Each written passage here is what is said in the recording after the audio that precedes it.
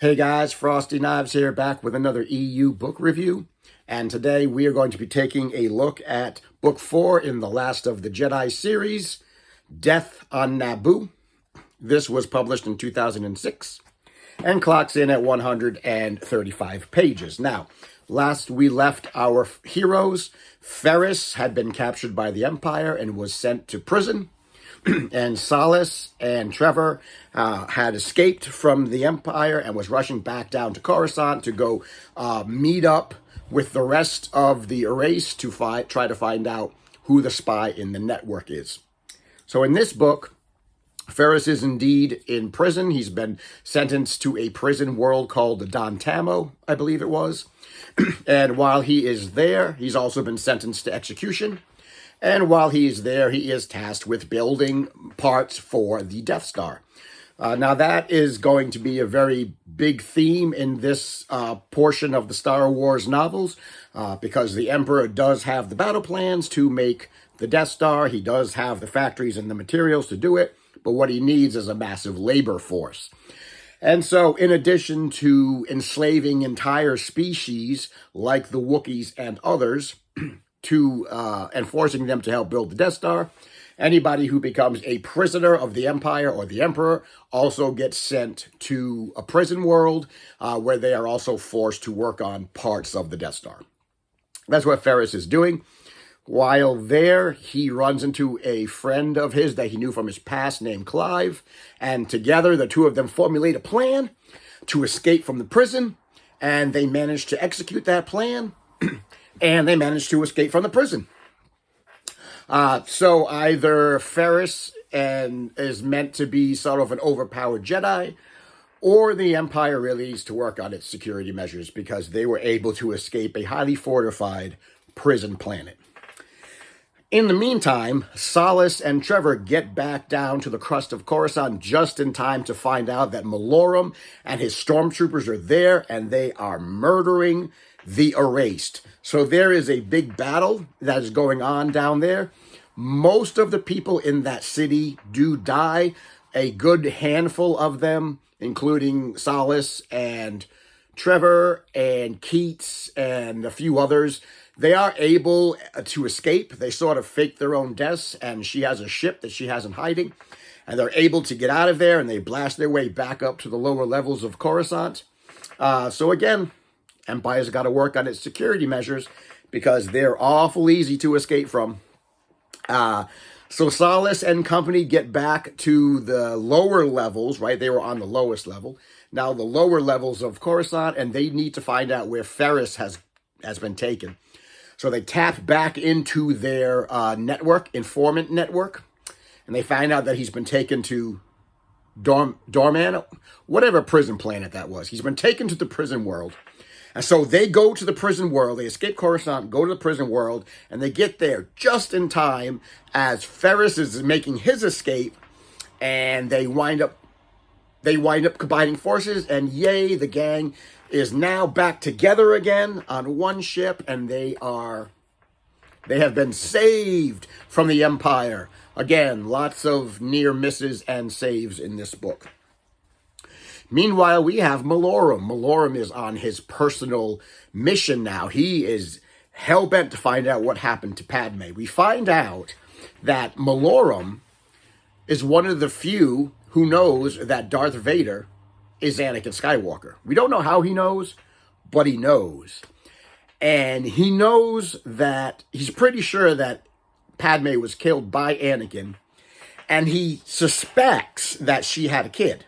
And that's really what he's looking for. He's trying to find out what happened to the child that Padme was carrying. See, they don't know it's twins. They just think it's a singular child.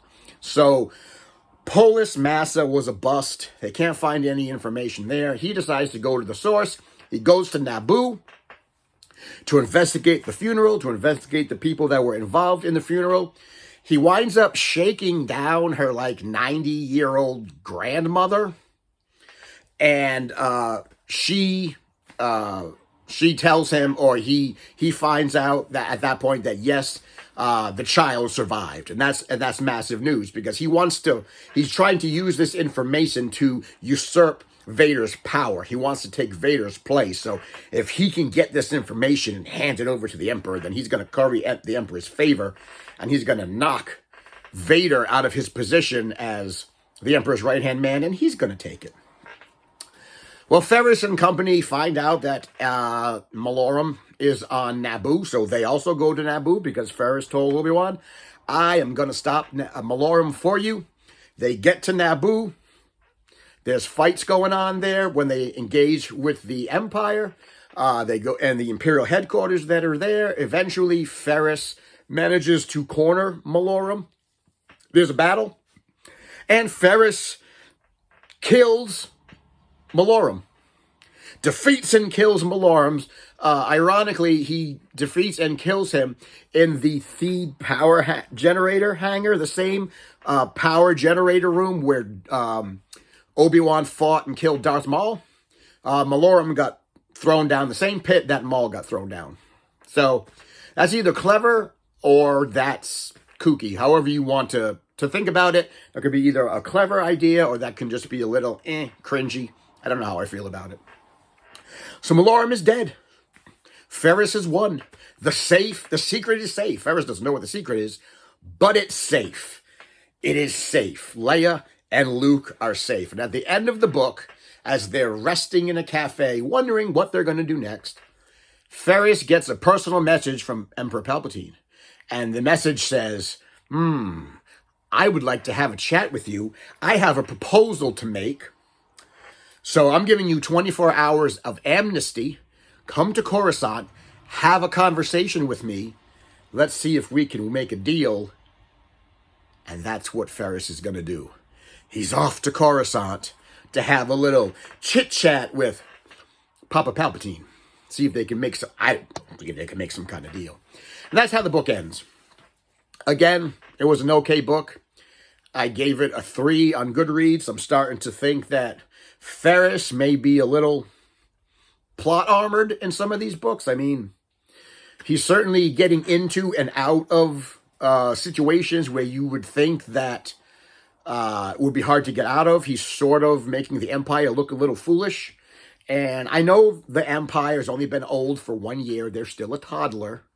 They're still a baby. They're still spreading their wings. But, I mean, I don't know. He's either overpowered or the Empire just really needs to tighten up its security measures. So that's my review of Jude Watson's Death on Naboo. A halfway decent book, middle-of-the-road book. It's just pushing the plot along, and then we'll see what happens next. Next book, we're going to take a little break from the Adventures of Ferris, and we're going to check in on the Adventures of Jax Pavan, because the next book we're going to read, Coruscant Nights 2, Streets of Shadows. So guys, hope you enjoyed that review of Death on Naboo. Leave some comments. Let me know what you thought about it. Let me know what you thought about this video, and let me know what you thought about Jude Watson's series if you have read it.